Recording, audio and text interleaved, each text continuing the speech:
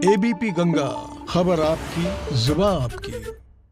दिल्ली में किसान रैली के दौरान हुई झड़प को लेकर उत्तराखंड में अलर्ट जारी हुआ है। डीजीपी अशोक कुमार ने हरिद्वार, उधम सिंह नगर, नैनीताल और देहरादून के एसएसपी को जिले के एंट्री पॉइंट पर सुरक्षा बढ़ाने के निर्देश दिए हैं। साथ ही सुरक्षा के मद्देनजर इंटेलिजेंस एजेंसियों को अलर्ट रहने के भी आदेश दिए गए हैं। तो उत्तराखंड में हाई अलर्ट जारी किया गया है। डीजीपी ने सभी जिलों के एंट्री पॉइंट पर सुरक्षा बढ़ाने के एसएसपी को निर्देश दिए गए हैं। हम लोग लगातार दिल्ली की घटनाओं को फॉलो कर रहे थे और उसका जो फॉलोअप है वो अपने यहाँ उत्तराखंड में भी जिसका रिपरकशन है उसको भी फॉलोअप कर रहे थे। कुछ र्यूमर्स भी फैलाई गई कल उधम सिंह नगर ज़िले में, उसको भी हमने काउंटर किया। हमने उधम सिंह नगर को विशेष रूप से अलर्ट किया, बाकी तीनों जिलों में भी नीचे के अलर्ट जारी किया था और स्थिति हमारे यहाँ सामान्य है। और बाकी ये ज़रूर है कि जो भी किसी भी रूप में हिंसा करेगा उसको कोई माफ़ी नहीं है। दिल्ली की हिंसक झड़प को लेकर सीएम त्रिवेंद्र रावत का बयान सामने आया है। सीएम का कहना है कि इसके पीछे पड़ोसी मुल्क पाकिस्तान की साजिश भी नजर आ रही है। तो दिल्ली की हिंसक झड़प पर सीएम त्रिवेंद्र का बयान सामने आया। क्या कुछ कहा है सीएम ने, आपको सुनवाते हैं। तो दुर्भाग्यपूर्ण है और किसान आंदोलन ऐसा लगता है जैसे कांग्रेस का आंदोलन हो गया है। साथ ही इसमें जो तमाम ऐसी शक्तियां जिन्होंने सीएए का विरोध किया, जिन्होंने जीएसटी का विरोध किया, ऐसी टोटल जो एंटी लॉबी है, छोटे छोटे जो धड़े हैं, तमाम जो लेफ्टिस्ट लोग हैं और अब तो पाकिस्तान के इन्वॉल्वमेंट के भी सबूत सामने आए हैं। तो ये बहुत दुर्भाग्यपूर्ण है और मेरा ये मानना है कि किसान कभी भी ये हरकत नहीं कर सकता है। किसान मिट्टी से जुड़ा होता है और कोई भी ऐसा काम नहीं कर सकता कि उसकी देशभक्ति पर कोई उंगली उठा सके। निश्चित रूप से कुछ अराजक तत्व तो इसमें घुसे हैं, योजनाबद्ध तरीके से घुसे हैं, एजेंडे के तहत घुसे हैं और उन्होंने ही कल जो उत्पाद किया है वो उन्हीं के द्वारा इस तरह का उत्पाद किया गया है। उत्तर प्रदेश तो दिल्ली में जो कल हिंसा हुई उसको लेकर मुख्यमंत्री को आप सुन रहे थे, जो कह रहे थे कि इसमें एक साजिश रची गई है पड़ोसी मुल्क पाकिस्तान की ओर से। हमारे संवाददाता देहरादून से विनोद हमारे साथ जुड़ गए हैं। विनोद, मुख्यमंत्री के बयान पर भी बात करेंगे, लेकिन उससे पहले उत्तराखंड के जो 4 जिले हैं, देहरादून, हरिद्वार, उधम सिंह नगर और नैनीताल, इनको लेकर जो अलर्ट जारी किया गया है डीजीपी की ओर से, उसके बारे में जानकारी आपसे चाहेंगे, क्योंकि ये वो जिले हैं जहां से ज्यादातर किसान दिल्ली में आंदोलन में शामिल होने के लिए गए थे। जी कौशल, देखिए, चाहे उत्तर प्रदेश की सीमा हो या फिर हिमाचल की हो, तमाम ऐसी जो उत्तराखंड से सीमा मिलती है उस पर अलर्ट और चौकसी बरतने के निर्देश मुख्य जो पुलिस महानिदेशक हैं अशोक कुमार, उन्होंने दिए हैं। और जितने भी 4 जनपद हैं, यानी खासकर देहरादून, हरिद्वार, उधम सिंह नगर और नैनीताल, इन जिलों में सीमाओं पर विशेष चौकसी बरतने के भी निर्देश दिए गए हैं। और वैसे पूरे ही प्रदेश के जिला पुलिस अधिकारियों को आदेशित कर दिया गया है कि अगर कोई भी इस तरीके का प्रोटेस्ट दिखाई देगा तो उस पर विशेष चौकसी बरते। इंटेलिजेंस जो एजेंसी है उनको अलर्ट मोड पर रखा गया है और पूरे निर्देशित पुलिस अधिकारियों को डीजीपी के तरफ से किया गया है कि विशेष चौकसी बरते। और मुख्यमंत्री की अगर बात करें तो मुख्यमंत्री ने भी इस पूरे मसले को, यानी जिस तरह से दिल्ली में किसानों और पुलिस की झड़प हुई है, उसको बेहद ही एक दुर्भाग्यपूर्ण बताया है। और जिस तरह से मुख्यमंत्री ने कहा है कि पूर्व में, यानी नागरिकता कानून का विरोध हो या फिर जिस तरह से अब 3 कृषि कानून का विरोध लगातार किसान कर रहे हैं, और राज्य सरकार हो या फिर केंद्र सरकार, जो भी 3 कृषि कानून आए हैं वो उनके हित में है, लेकिन अब पूरे मामले को लेकर बवाल मचा रहा कल, जिसके चलते अब उत्तराखंड में भी अलर्ट है। प्रदेश के 4 जो मेजर डिस्ट्रिक्ट्स हैं, हरिद्वार, उधम सिंह नगर, नैनीताल और देहरादून, उसमें अलर्ट जारी कर दिया गया है। और जो प्रदेश की सीमाएं हैं, यानी उत्तराखंड की सीमा से हिमाचल राज्य शुरू होता है, उसकी सीमा लगती है, और उत्तर प्रदेश की सीमा है। और जिस तरह से हरिद्वार हो या उधम सिंह नगर, ये तमाम दोनों ऐसे जिले हैं जो कहीं ना कहीं पश्चिम उत्तर प्रदेश से लगते हैं और कृषि बाहुल्य इलाके हैं। बिल्कुल विनोद, बहुत शुक्रिया विनोद आपका हमारे साथ जुड़ने के लिए और ये तमाम जानकारी हमसे साझा करने के लिए। तो फिलहाल उत्तराखंड के 4 जिलों में अलर्ट जरूर जारी कर दिया गया है। आगे बढ़ते हैं, हरिद्वार महाकुंभ की बात कर लेते हैं। महाकुंभ में कछुए की रफ्तार से चल रहे कामों में अब कुछ तेजी आती दिखाई दे रही है। मुख्यमंत्री के दौरे के बाद कुंभ के कामों में और तेजी आ गई है। अभी कुछ रोज पहले ही सीएम त्रिवेंद्र सिंह रावत हरिद्वार के दौरे पर आए थे। इस दौरान उन्होंने कुंभ के कामों का निरीक्षण किया था। एबीपी गंगा कुंभ के अधूरे पड़े कामों के बारे में प्रमुखता से खबरें दिखा रहा है, जिसके बाद शासन से लेकर सरकार तक हरकत में आई है। हफ्ते भर से अधिकारियों की कुंभ में भागम भाग दिख रही है और यही वजह है कि अब कुंभ के कामों में तेजी आ गई है।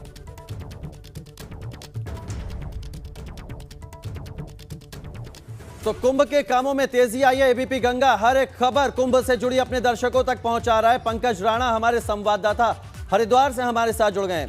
पंकज, अब किस तरह से तेजी देखी जा रही है? एबीपी गंगा ने खबर चलाई, अधिकारियों के दौरे हुए, मुख्यमंत्री हरिद्वार पहुंचे, निरीक्षण किया निर्माण कार्यों का। अब किस तरह की तेजी देखने को मिल रही है वहां पर? बिल्कुल अवधेश, देखिए दौरे के बाद कामों में तेजी आई है और इस बात से साफ कहा जा सकता है कि जब एबीपी गंगा ने खबर दिखाई थी और तमाम अधूरे कामों को लोगों जनता के सामने रखा था, उसके बाद अधिकारी फील्ड में उतरे, उन्होंने जाकर निरीक्षण किया और जहां जहां काम अधूरे पड़े थे उनको पूरा करने के निर्देश दिए। लास्ट में जाकर मुख्यमंत्री त्रिवेंद्र सिंह रावत 24 तारीख को हरिद्वार आए, उन्होंने ताबड़तोड़ दौरे किए, कई स्थानों पर गए, सीएम ने दौरे किए पंकज, और उसके बाद तमाम जो तैयारियां हैं वो तेज हो गई हैं। पंकज, आप मौके पर मौजूद हैं, मुझे लगता है, आप दिखाइए कि किस तरह की तैयारियां हैं। देखिए मेरे इस साइड में देख सकते हैं आप कि ये जो कैंपिंग की व्यवस्था की जा रही है यहाँ, ये पहले 3 दिन पहले ऐसी कोई व्यवस्था यहाँ नहीं थी और अब यहाँ पर जो व्यवस्था है वो चाक चौबंद की जा रही है। पूरी जो टेंटिंग की सबसे पहले जो टेंट लगाए जाने हैं उनकी व्यवस्था की जा रही है। ऐसे ही कहीं सड़कों का निर्माण किया जा रहा है, रंगरोगन का अंतिम रूप दिया जा रहा है। उसके साथ साथ ही क्योंकि सबसे महत्वपूर्ण कुंभ के दौरान जो चीजें होंगी वो टेंटिंग की व्यवस्था होगी। ये देख रहे हैं दर्शक कि किस तरह से टेंटिंग की व्यवस्था की जा रही है। ये टेंट को अब यहाँ पर लगाना शुरू कर दिया है। ऐसे ही ये हरकी पौड़ी के आसपास एरिया है, यहाँ पर टेंट लगाए जाने की पूरी तरह से कोशिश की जा रही है। इसके अलावा पार्किंग की व्यवस्था की जा रही है। जो लाइटिंग की व्यवस्था होगी उसके लिए पोल आ गए हैं, लाइटिंग के लिए व्यवस्था की जा रही है। पानी के पाइपों के लिए यहाँ पर पाइप ला दिए गए हैं, उनकी व्यवस्था की जा रही है। अस्पतालों का निर्माण किया जा रहा है। कुल मिलाकर कह सकते हैं कि एबीपी गंगा ने जब बिल्कुल एबीपी गंगा अपने दर्शकों को दिखा रहे हैं सबसे पहले कि अब और उन्होंने जी जी जी जी पंकज, तस्वीरें दिखाइए आप।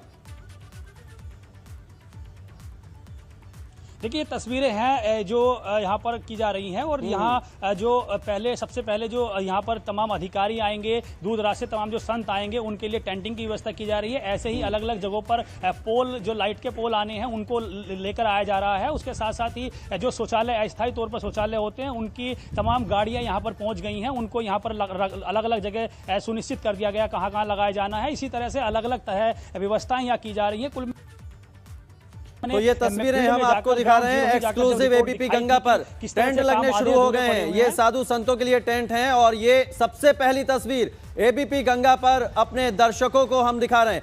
पंकज, आप बने रहिए, आगे भी आपसे खबर पर अपडेट लेंगे।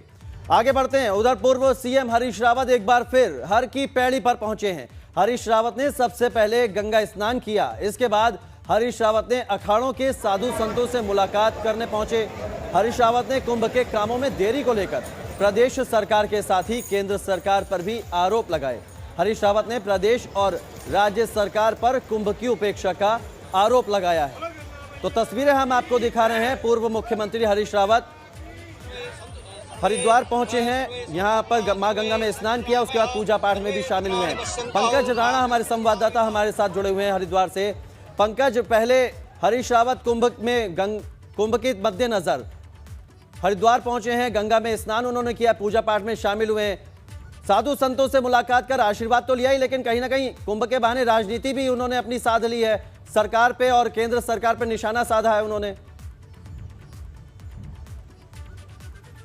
बिल्कुल निश्चित तौर पर देखिए सियासी मायनों के रूप में देखा जा रहा है। पूर्व मुख्यमंत्री हरीश रावत आज हरिद्वार पहुंचे हैं, उन्होंने पहले मां गंगा का आशीर्वाद लिया और स्नान भी किया है, लेकिन संतों से मुलाकात का जो पूर्ण रूप के जो कह सकते हैं वो कहीं ना कहीं इस रूप में देखा जा रहा है कि हरीश रावत अब सरकार के आड़े खड़े हो गए हैं। उन्होंने सरकार को घेरना शुरू कर दिया है कुंभ कामों को लेकर, क्योंकि कुंभ के काम अभी कई काम ऐसे हैं जो आधे अधूरे पड़े हैं। सड़कों का निर्माण हो रहा है, उनको किया जा रहा है, लेकिन हरीश रावत का हरिद्वार पहुंचना साफ तौर पर इसी और इशारे कर रहा है कि हरीश रावत अब सरकार को को घेरने के लिए कुंभ के रूप में घेरने की कोशिश कर रहे हैं, क्योंकि कुंभ का बहुत बड़ा आयोजन उत्तराखंड में होने जा रहा है। 27 फरवरी से कुंभ की शुरुआत भी हो जाएगी। उससे पहले हरीश रावत ने पहले भी आकर यहाँ पर व्यवस्थाएं देखी थी, अधिकारियों से भी कुछ बातचीत की थी, लेकिन यहाँ के जो कांग्रेस की नेता हैं उनके जरिए जो हरीश रावत को फीडबैक मिला है कि कुंभ के कई ऐसे काम हैं जो अभी आधे अधूरे पड़े हैं, वो पूरे नहीं हुए हैं। उसको लेकर ही हरीश रावत आज हरिद्वार पहुंचे हैं। उन्होंने गंगा सभा के कई अधिकारियों से भी बातचीत की है और हरिद्वार में जो अलग अलग काम हो रहे हैं उनको भी उन्होंने देखा है सड़क मार्ग के जरिए। अब वो साधु संतों से मुलाकात करेंगे, उनसे वो जानकारी लेंगे, क्योंकि केंद्र सरकार ने एक एसओपी जारी किया जिसमें कई कड़े निर्देश भी दिए हैं, उसको लेकर ये बातचीत करेंगे।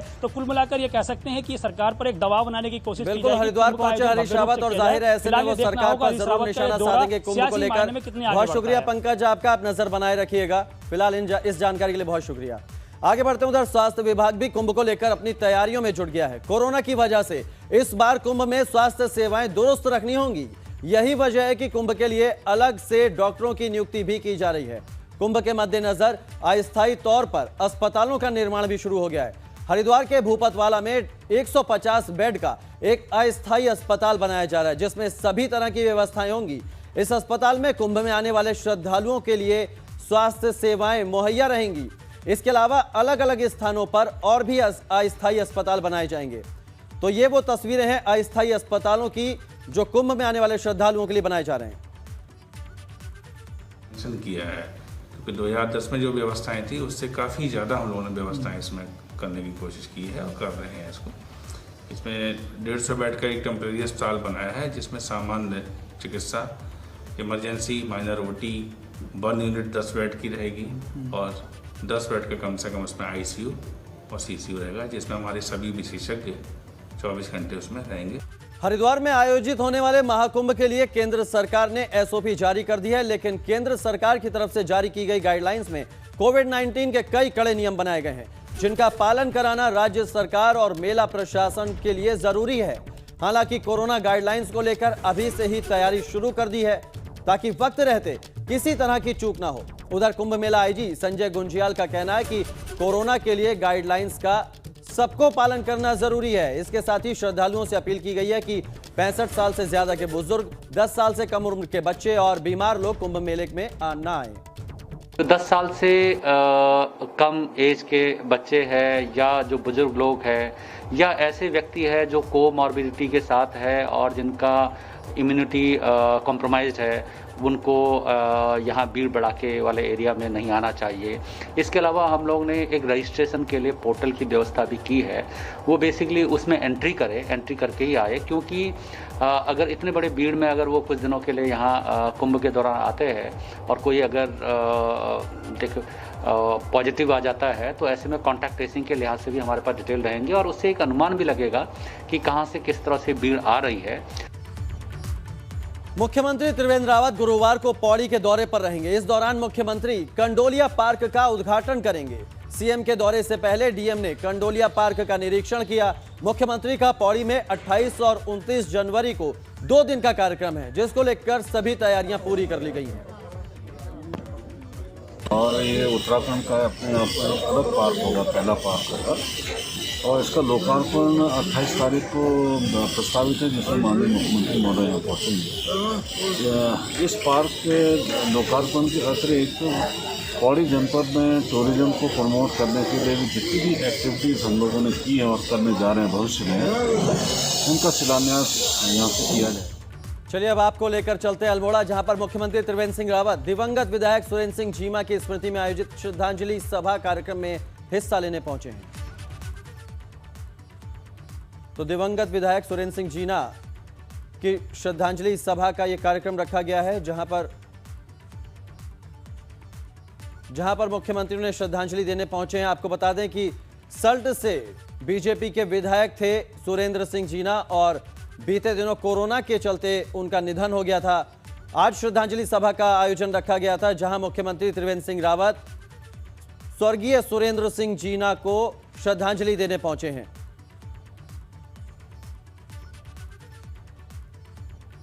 हालांकि आपको यह भी बता दें कि दुर्भाग्य की बात है कि कुछ दिन पहले सुरेंद्र सिंह जीना की पत्नी की मौत हुई थी और उसके बाद कोरोना से सुरेंद्र सिंह जीना का भी निधन हो गया। सल्ट से बीजेपी के विधायक थे सुरेंद्र सिंह जीना, जिनकी स्मृति में यह श्रद्धांजलि सभा का आयोजन किया गया है और मुख्यमंत्री त्रिवेंद्र सिंह रावत यहां पहुंचे हैं उन्हें श्रद्धांजलि देने के लिए। भाजपुर में नवजात बच्चे की मौत हुई। बच्चे के परिजनों ने अस्पताल पर इलाज में लापरवाही का आरोप लगाया है। आरोप है कि अस्पताल के पास महिला की डिलीवरी कराने के लिए सही इंतजाम नहीं थे। बावजूद इसके महिला को एडमिट कर लिया गया। अस्पताल की एक नर्स रूबी ने बिना महिला चिकित्सक के महिला की डिलीवरी करवा दी। डिलीवरी के बाद नवजात की मौत हो गई, जिससे परिजनों में कोहराम मच गया। वहीं घटना से गुस्साए परिजनों ने जीवनदीप अस्पताल के खिलाफ पुलिस को सूचना दी है।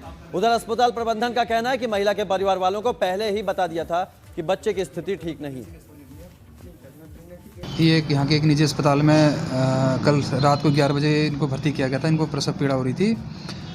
सुबह इनका डिलीवरी हुई है सुबह 7 बजे, परंतु डिलीवरी के उपरांत इनका जो नवजात शिशु था उसकी मृत्यु हो गई।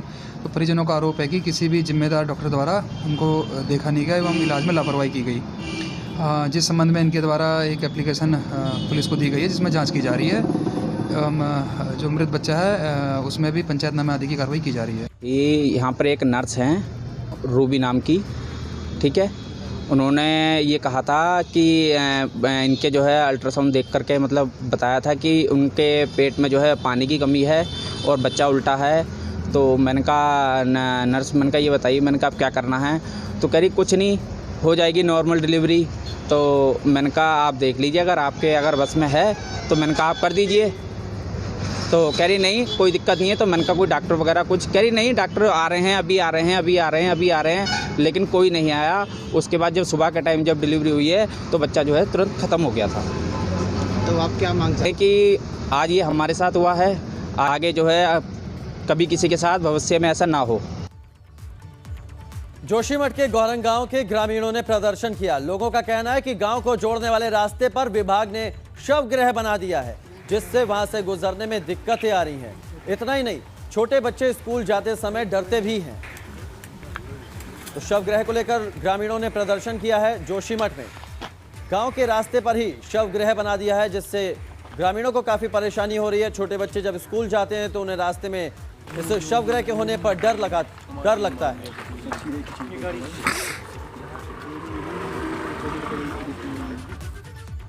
टिहरी जिले में स्वास्थ्य सुविधाएं सुधरने का नाम नहीं ले रही हैं। जिले के दूरस्थ क्षेत्रों में कहीं डॉक्टर नहीं है तो कहीं डॉक्टरों ने अपना अटैचमेंट सुविधाजनक स्थानों पर कराया है।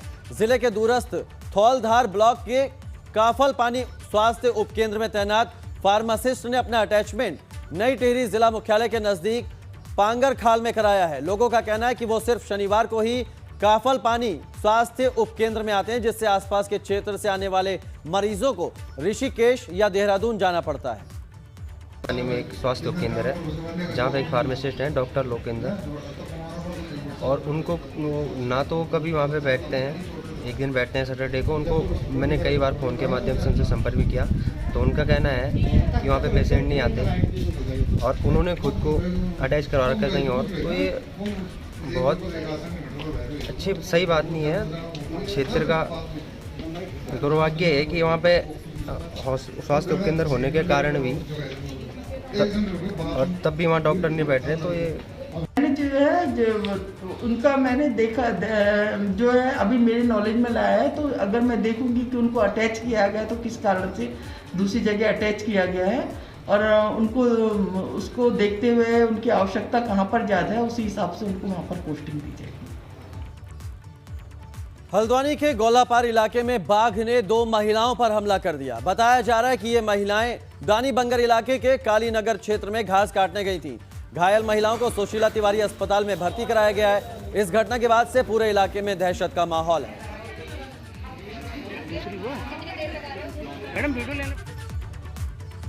रुड़की नगर निगम क्षेत्र में केंद्र सरकार की प्रधानमंत्री स्वनिधि योजना के तहत रेहड़ी ठेली वालों को 10,000 का लोन दिया जाएगा।